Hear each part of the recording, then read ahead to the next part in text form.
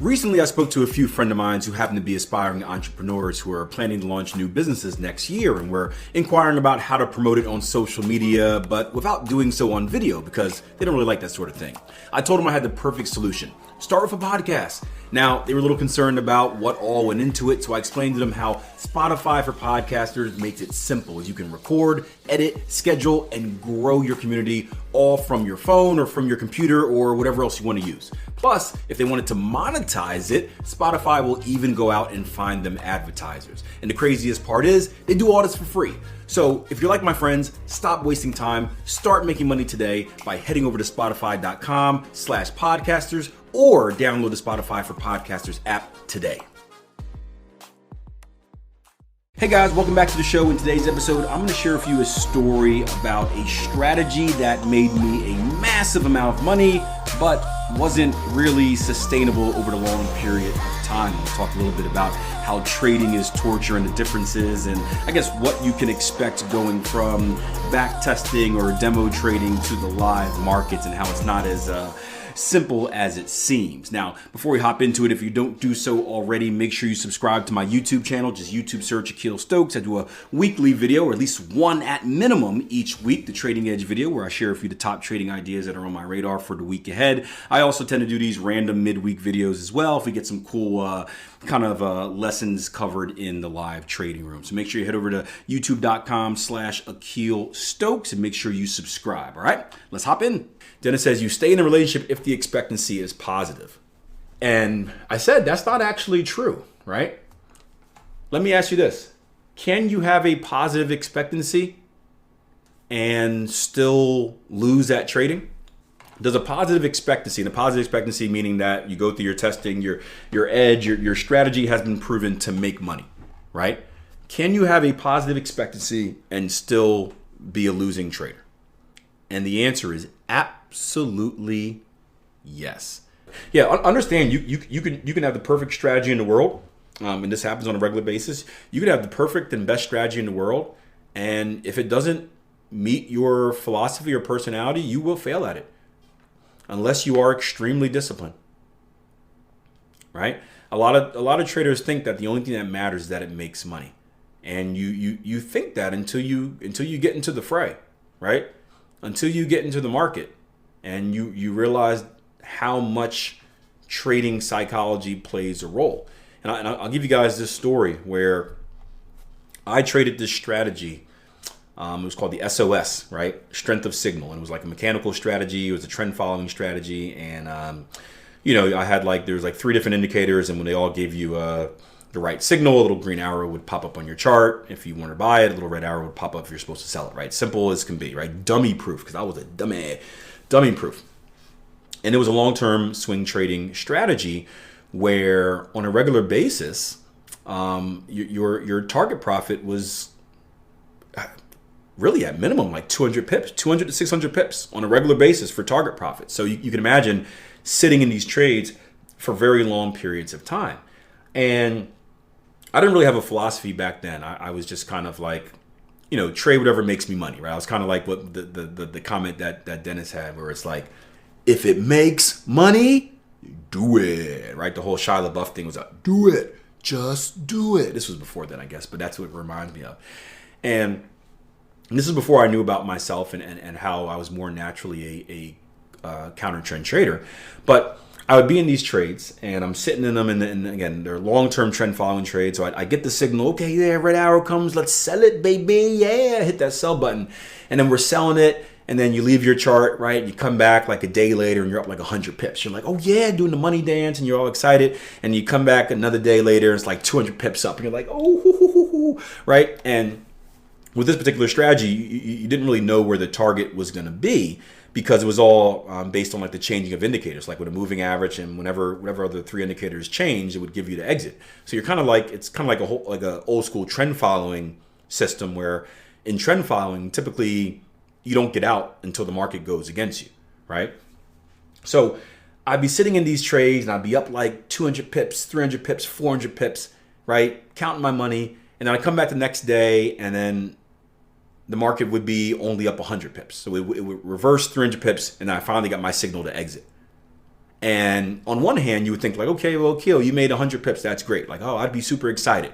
You would think that. But I want you to go through the actual mental torture and warfare, right?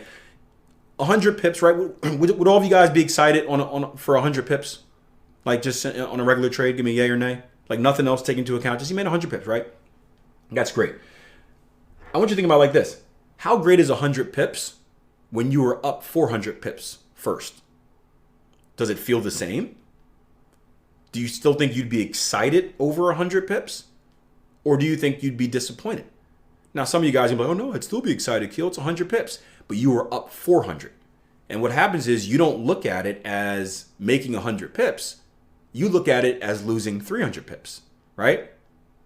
It's like being in a game show where like, you work your way up to Who Wants to Be a Millionaire and you're close to that $1 million thing. And then you lose and you still take home like 100K. But you were that close to it. You should have had $1 million. It's hurtful. And it's very hard to be up a lot of money consistently. Or maybe the first time it doesn't hurt you. First time you're like, whatever, I still made 100 pips. I'm a new trader. This is good. But imagine this happening on a consistent basis, where consistently you're taken through this torture of being up 600 and only taking home 100. Being up 600, only taking home 100, right? That type of stuff messes with you.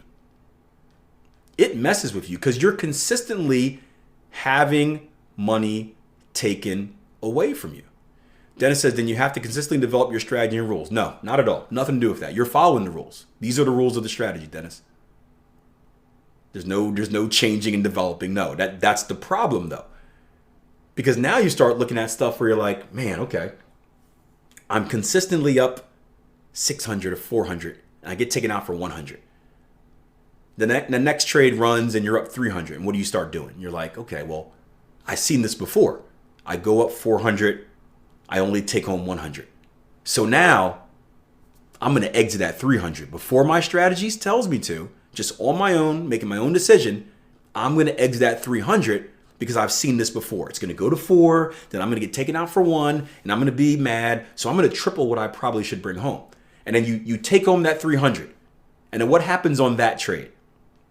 Well, that's the big one because we know that trend continuation trades, what happens, right? You small winner, small winner, small winner, and every once in a while you catch that big ride. And the big ride is the one that makes it or breaks it for you.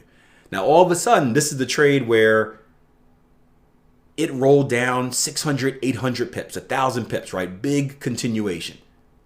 But now you only took home 300 instead of 800. Now you're kicking yourself because you exited early because you made a mistake. And you just missed a massive amount of profit because you were afraid that it was going to be taken away from you again.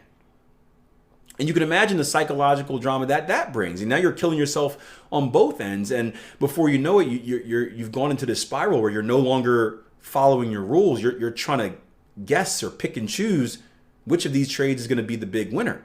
And now you're trying to guess and pick, okay, should I take it early this time because this is going to be the one that reverses and takes my money away, or okay, I'm gonna I got the signal to exit, but I'm gonna hold because I missed the last one was 800 pips. I'm gonna get this one. Oh, now I got taken out for break even, right? And you're always gonna be behind the 8 ball because now you're no longer following your plan. You're recklessly gambling. You're no longer following the plan that gave you that positive expectancy, right? Because even with the 100 pips, it's still a positive expectancy, right? Think about it like this. When you develop your expectancy and your edge, and this is why backtesting is so important. This is why I love manual backtesting versus mechanical backtesting. Although mechanical backtesting, if you look at the right thing, is beneficial as well. Let's put it this way. When you do your backtesting, you crunch all your numbers, right? You should not care about what your final P&L looks like as much as you should care about this. Look at your equity curve. Because your equity curve tells you the path that it took to reach that number. Your equity curve tells you the path. And you can easily have a strategy that has a positive expectancy, that has a really rough and rugged and rigid path. And if you can't make your way through that path in real life, you're never going to see out that positive expectancy. Because eventually you're going to make mistakes. Unless you are super disciplined. If you're super disciplined, then you're not getting upset about making 100 pips. Unless you're super disciplined, and some people are, most people aren't, it's going to be very hard for you to consistently do something that brings you pain or something that you don't believe in or trust. Now, again, if you trust the system 100% and it doesn't bother you, if you're like, hey, up 3, took 1, fine with that. Up 3, took 1, fine with that. Then that's not an issue. But we're speaking about the trader who is, man, that hurt a little bit. Man, that hurt a little bit more. Man, I should really do this. I think next time I'm going to do that. That's where self-sabotage leaks in.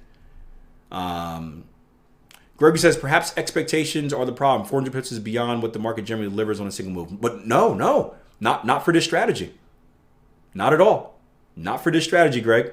Think about it like this, right? So if I were to bring a chart up, let's look at a daily chart and let's look at a trend continuation right here. Let's look at the Euro Aussie since we're on this pair, right? Look at this bullish move. This bullish move went from 142.81 all the way up to 170. Are you telling me that you can't expect this from the market? I'm going to bring in an indicator for you. This isn't the same indicator that I use, but one that's another trend continuation indicator. Oh, sorry, I brought it in too many times. Let's bring this in real quick. And you look at something like this. I'll go to a random pair. Let's dollar yen. And you look at something where this indicator gives you a signal. And you look at these moves from right here, where we have our cross down here at 113.85, and you don't have your exit until up here at 129.57. So when you're trading a trend continuation strategy, again, you get beat up during the chop. You get beat up during periods of consolidation. That's the hard part about trend continuation strategies. You got to get like Muhammad Ali in the corner, right? Punch in the face, punch in the face, punch in the face. You got to absorb those blows. But an 800 pip move is nothing. That is nothing if you were a long-term trend continuation trader. So I wouldn't say the expectations are bad. The expectations are proven by your strategy, right? You're not going into the market expecting 800 pips just because you made that number up. You're expecting 400 pips or whatever I said. You're expecting 400 pips because that's what your strategy says that you should expect to get. So we're not making it up. So I wouldn't say it's not beyond at all what the market generally delivers in a single move. That is not true. And especially if your results tell you that this is what you should expect from your winners, right? So but to actually sit there, it's easy in hindsight to look at this and be like, oh yeah, I would have easily traded it right here at 114 and easily held it all the way to the highs or the retracement where I'd be out at 129, right? I would have easily held it here, but then when you're sitting in this, because the 113 came in what? May 7th, and you didn't exit until, this is a quick one, or March 7th, sorry. March 7th to May, pretty much May 7th, let's say. When you're sitting it for 3 months, and you have periods where you go up, what did we go up here? We went up to a max of about plus 1,050 pips. And then there was a retracement that took you all the way back down to 600 pips, right? It's hard to sit through that without like wanting to take the money, right? And then you can talk about, well, you can implement money, different profit, whatever like that, and target profit 1, target profit 2. Yeah, we can see all these solutions, but you're still dealing with the same issue. It's the psychological battle of trading with a trend, where if you're going to look for an extended trend, you're going to deal with ebbs and flows, right? Trends just don't go straight up. They go up, then they retrace, they go up, they retrace, and you've got to absorb those retracements mentally in order to hang on to that next extension. And I'm kind of going through, why would anyone expect it to go that far? Because that's what the market produces. And I know it doesn't seem like it, but you look at the chart in front of you, look at multiple moves, right? These aren't far off moves at all. I've done this. So we're not making up expectations. These are technically proven. They're statistically proven, these expectations that we have in the market. Again, here's a small one right here. A small one. We have our cross right here, which puts us an entry at 105.42. We have our secondary cross, our exit right here at 108.60. 320 pips in a tiny move, right? In a tiny move, right? This is we're not making stuff up.